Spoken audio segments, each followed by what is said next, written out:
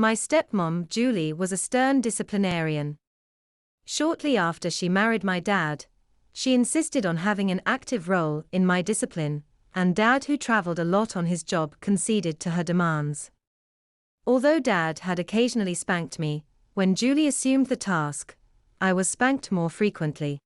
Those spankings really hurt, and I dreaded every one of them. Then one evening, my parents had gone out for dinner and left me with a sitter, Sydney, who was the daughter of one of my stepmom's friends. I was somewhat resentful that I had to stay with a sitter, especially since Sydney was only not much older herself at the time. I gave Sydney a difficult time, and she explained this to my parents when they returned. Julie was upset about this and immediately got me ready for a spanking. At first I was very embarrassed about what was happening.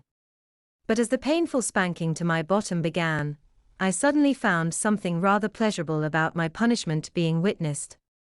Later in my room, while recovering from the spanking, I noticed a tingling sensation run up and down my spine as I massaged my sore bottom.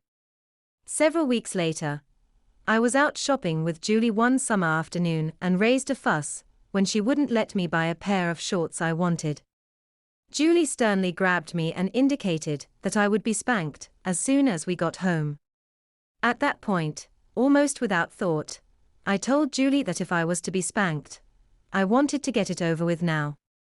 A clerk overheard our conversation and mentioned that Julie could use the lounge area adjacent to the women's bathroom. Julie thanked her and dragged me to the designated area.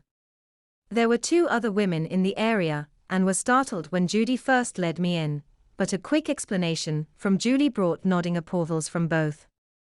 The tingle went up my spine again, as Julie's infliction of punishment begun.